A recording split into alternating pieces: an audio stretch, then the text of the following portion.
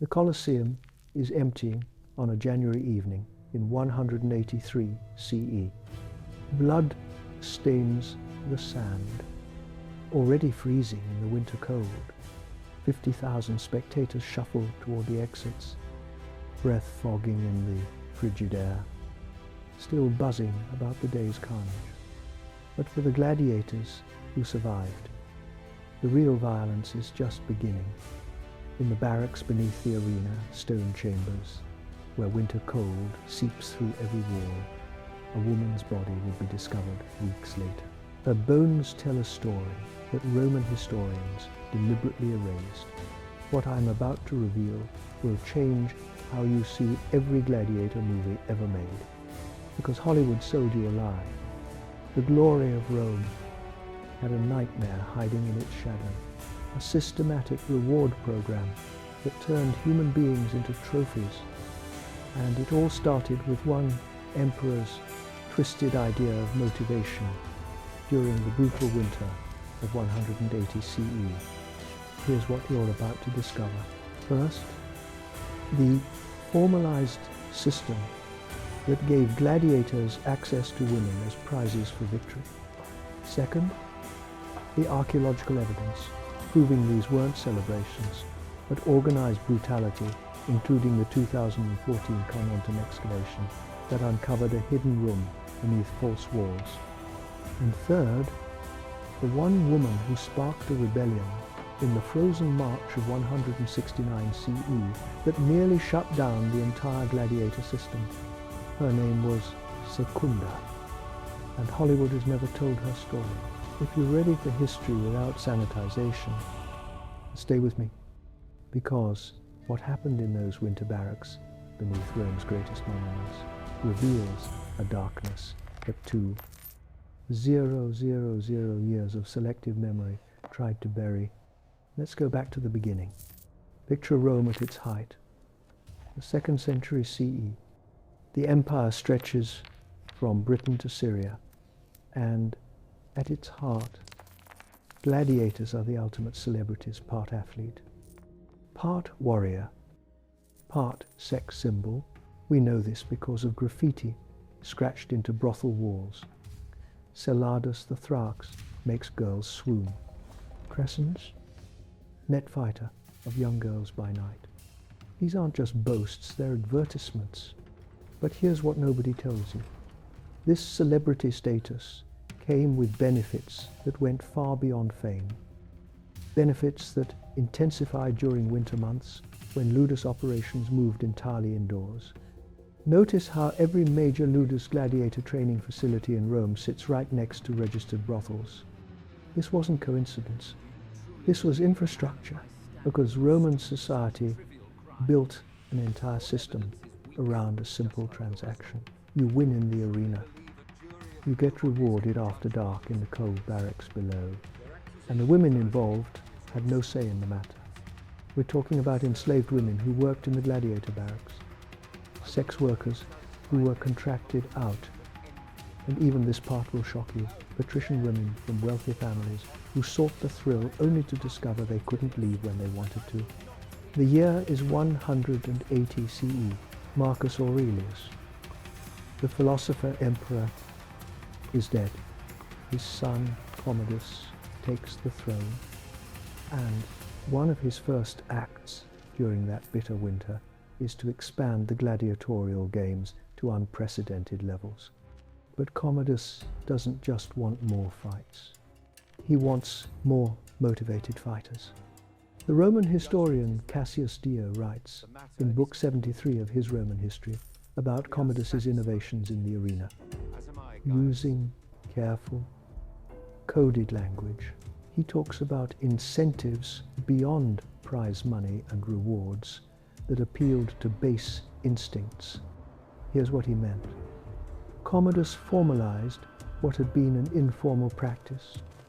Lanistae, the men who owned and trained gladiators, were now explicitly authorized to offer women as victory prizes. Not metaphorically, literally. Win your fight. You get first pick from the enslaved women who cooked, cleaned, and maintain the ludus in the freezing winter months, kill your opponent in spectacular fashion. The Lannister might rent professional sex workers for the night. Become a champion. You got extended privileges that lasted days in barracks where winter cold made hiding impossible. Now you might be thinking, but didn't some women want this? Weren't gladiators considered attractive? That's exactly what Roman propagandists wanted you to believe. Let me show you what happened when someone said no. This is a photograph from the 1992 excavation of the gladiator barracks in Pompeii, the city frozen by Vesuvius in August 79 CE. See this skeleton female, approximately 18 to 22 years old, based on bone development. Look at the fracture patterns on her right arm. Defensive wounds. Her radius snapped when she raised her arm to protect her face. The bone shattered at a specific angle that forensic analysis shows only occurs when blocking a downward strike from someone taller and stronger. Her skull shows blunt force trauma from behind a depressed fracture on the left parietal bone, measuring 2 centimeters, consistent with impact from a gladius pommel or similar weighted object. The archaeologists found her in a storage room, not the slave quarters like she was trying to hide. The official report called it death during the eruption, but the bone trauma happened days before Vesuvius exploded. There's osteoid calcification that proves healing had started. Someone beat her, someone she couldn't refuse. And then someone hid her body where they thought no one would look. That's just one body we found by accident, because in 2007, ground-penetrating radar revealed something at the Capua Ludis, the largest gladiator training facility in Italy, a mass burial site beneath the barracks. 37 bodies, 16 of them women. But what happened inside those barracks after dark makes this look merciful, and the archaeological evidence uncovered in 2014 proves it was all ritualized, systematized winter cruelty when women couldn't escape the frozen stone chambers. Imagine you're an enslaved woman in the Ludus during January. The sun has set. The crowds have gone home, but your work is just beginning in barracks, so cold your breath freezes on the walls. The philosopher Seneca, who lived through this era, writes in his moral letters, Letter 7, I returned from the games with my morals crushed, but what I witnessed after, in the privacy of the Ludus, this I dare not commit fully to writing. He dare not write about it. What could make a Stoic philosopher, a man who described brutal executions in detail, too disturbed to document something? In 2014, Austrian archaeologists excavating the Ludus at Carnuntum made a discovery that answered Seneca's silence. They uncovered a room that wasn't in the architectural plans, hidden behind false walls. And what they found inside tells a story no ancient text ever would. Shattered wine, amphorae, dozens of them, showing repeated use over years. The kind used to numb victims before what followed. Iron restraints, bolted to the walls at waist and ankle height, positioned at specific intervals that served no storage or training purpose, and objects that the excavation team initially catalogued as unknown implements until forensic analysis revealed their purpose. Leather straps with wear patterns indicating repeated binding. Bronze hooks positioned at throat height. A wooden frame with grooves worn by struggling limbs. Dr. Franz Humer, lead archaeologist, stated, this was not living quarters, this was not storage. The wear patterns, the spatial arrangement, the artifacts together paint a picture of systematic, repeated, organized activity that we can only categorize as ritualized assault. Ritualized, that's the key word. This wasn't chaos. This was tradition that intensified during winter months when ludus activities moved entirely indoors, when women had nowhere to run in the frozen courtyards, when cold made screams carry differently through stone corridors. The women caught in this system fell into three categories. Category 1, enslaved women who belonged to the ludus itself, cooks, cleaners, laundry workers.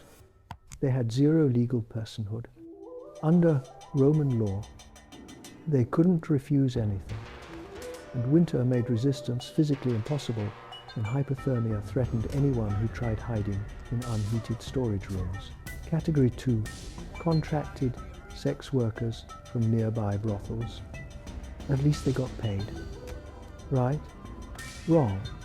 The contracts, we have fragments of these, specified that payment went to their owners, not them, and refusal meant breach of contract, which meant punishment in the form of winter exposure or worse. But category 3 will shock you, patrician women. Wealthy Roman women who sought out gladiators for the thrill and danger. The excitement of slumming with violent men. But here's the nightmare: once inside the ludus, their social status meant nothing. Multiple legal cases exist of noble women trying to prosecute gladiators for assault and losing because they voluntarily entered the barracks. Roman law saw it as consent to whatever happened next. But in the winter of 167 CE, one case went too far. One woman died, and for the first time in Roman history, someone actually went to trial